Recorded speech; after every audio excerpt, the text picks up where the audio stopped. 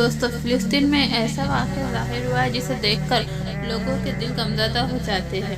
ایسا ہی ایک واقعہ فلسطین کی 5 سال کی بچی کے ساتھ ہوا ہے جس کا دادا اس بچی کے مردہ وجود کو گود میں اٹھائے اسرائیلی فوجیوں کو بددعا دے رہا ہے، روتے ہوئے اللہ کو پکار رہا تھا۔ دوستو اس بچی کے ساتھ اسرائیلیوں نے جو کیا تھا وہ سن کر شاید آپ کا دل بھی خون کے آنسو رونے لگے گا، لیکن اس کے بعد اچانک جو کچھ اس مردہ بچی کے ساتھ ہوا وہ دیکھ کر لوگ اپنی آنکھیں جھپکانا بھول گئے۔ اللہ تعالیٰ نے ایسا کرشمہ کیا کہ اسرائیلی فوجیوں کے ہوش اڑا دیے۔ دوستو یہ واقعہ شمال غزہ پٹی کے علاقے کا ہے۔ جیسا اسرائیلی فوجیوں نے فلسطینیوں کے خاندان نظر آتش کر دیے ہیں، بم دھماکے، گولیوں جیسے قیامت برپا ہو گئی ہو، جیسا ہر طرف ظلم کا بازار گرم ہو، ایک دم اللہ کے کرشمے نظر آنے لگتے ہیں جو کہ دشمن کے لیے کھلی تنبیہ ہے کہ باز آ جاؤ، ورنہ اگر میں غصے میں آ گیا تو تم سب برباد ہو جاؤ گے۔ ایسا ہی آج کل اسرائیل کے وہاں ہو رہا ہے، لیکن اس سب کی آنکھوں پر کفر کی پٹی ہے کہ انہیں کچھ بھی دکھائی دے نہیں رہا۔ دوستو یہ واقعہ معصوم سی 5 سال کی بچی کے ساتھ ہوا ہے جس پر اسرائیل نے ایسا ظلم ڈھایا کہ اللہ کی پناہ۔ دوستو یہ معصوم سی بچی شمال کے غزہ پٹی علاقے میں اپنے والدین اور دادا دادی کے ساتھ رہتی تھی۔ روز صبح وہ مدرسے میں قرآن شریف پڑھنے جایا کرتی تھی۔ اس کے دادا اسے خود چھوڑ جاتے اور لے کر بھی آتے۔ بچی بھی قرآن پاک پڑھ رہی تھی۔ یہ بچی کافی ذہنی تھی اور بہت شوق سے قرآن پاک کی تلاوت کیا کرتی تھی۔ اسرائیل نے غزہ پٹی پر اپنے ظلم شروع کر دیے۔ دوستو یہ معصوم سی بچی اس وقت مدرسے میں بلند آواز میں قرآن پاک کی صورتوں کو یاد کر کے دوہرا رہی تھی۔ جب مدرسے میں اسرائیلی فوجی داخل ہوئے تو انہوں نے پوری مسجد اور مدرسے کی جگہ کو اپنی گرفت میں لے لیا۔ یہ چھوٹی سی مسجد تھی، اس میں کئی بچے تھے جو فوجیوں کو دیکھ کر گھبرا گئے۔ وہاں پر موجود مولانا اور مفتی کھڑے ہو گئے اور اسرائیلیوں سے یہ کہہ کر جانے کو کہنے لگے، یہاں پر اللہ کی عبادت اور صرف کلام پاک سکھایا جاتا ہے، لہٰذا آپ لوگ یہاں سے جا سکتے ہیں۔ لیکن اسرائیلیوں نے ان مولانا اور مفتیوں کو بھی مارنا شروع کر دیا۔ یہ سب دیکھ کر بچے سہم کر ایک کونے میں چلے گئے اور ان میں وہ بچی بھی شامل تھی۔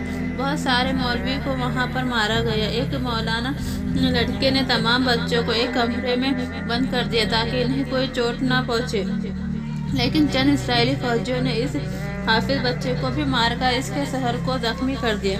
اس کے بعد فوجی نے کمرہ کھولا اور اندر داخل ہو گئے اور وہاں اپنے اسرائیلی فوجیوں کو بھی بلا لیا۔ مفتی اور مولانا کو اسرائیلی فوجی زخمی کر چکے تھے۔ سب کا رخ اب ان بچوں کی طرف تھا۔ تمام بچے سامنے کونے میں کھڑے تھے۔ اسرائیلی فوجی اندر داخل ہوئے۔ ان کو دیکھ کر تمام بچے سہم کر ایک دوسرے کے ساتھ سمٹ گئے۔ مدرسے کی جو جگہ تھی وہاں پر صرف چھوٹے بچوں ہی حفظ کرتے تھے، بڑے بچے شام کو آتے تھے، لیکن تو 7 سال کے تمام بچوں کو الگ کیا گیا اور انہیں ایک دیوار کے ساتھ لگا دیا اور کہنے لگے کہ اپنے دونوں ہاتھ اوپر کر لو۔ بچے رونے لگے، کہنے لگے ہمیں اپنے گھر جانا ہے۔ وہ بچی بھی رونے لگی اور بار بار اپنی ماں کو پکار رہی تھی۔ بچوں کی رونے کی آواز سے مدرسہ گونج اٹھا تھا۔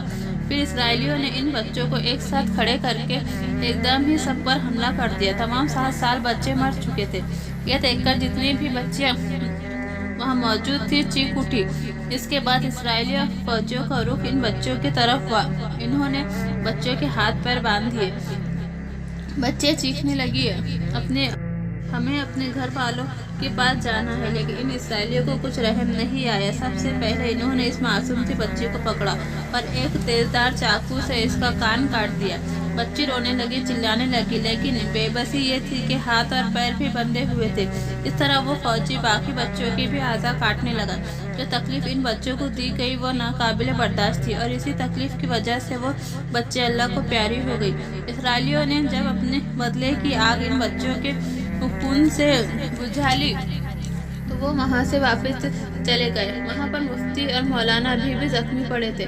جب بچوں کے ماں باپ وہاں پہنچے تو وہ یہ سب دیکھ کر رونے لگے اور تڑپنے لگے۔ اس بچی کا دادا بھی اسے لینے آیا تھا۔ وہاں کی حالت دیکھ کر سب گھبرا گئے۔ جب کمرے میں دیکھا تو شہید بچوں کی لاشیں دیکھ کر سب کے دل پھٹ کر رہ گئے۔ اس بچی کے دادا نے اپنی بچی کو مردہ حالت میں دیکھ کر رونا شروع کر دیا۔ جب اس نے اپنی پوتی کو گود میں اٹھایا اور باہر گلی میں چلانے لگا، کہنے لگا، یا اللہ تو اسرائیلیوں کو ان کی بے حسی کی سزا دے، انہوں نے ہمارے بچوں کو بے دردی سے مارا ہے، یا اللہ ان کو عبرتناک موت دے دے۔ میری پوتی تیرے کلام پاک کو پڑھتے ہوئے شہید ہوئی ہے، تو ہی اپنا کوئی کرشمہ دکھا، اپنے پاک کلمات کی برکت سے اسرائیلیوں کو ان کی سزا دے۔ ابھی بھی وہ اللہ سے رو رو کر فریاد کر رہا تھا اور اپنے پوتی کے مردہ وجود کو ہاتھ میں پکڑے ہوئے جا رہا تھا۔ دادا کی سسکیوں میں ایک اور سسکی شامل ہوئی۔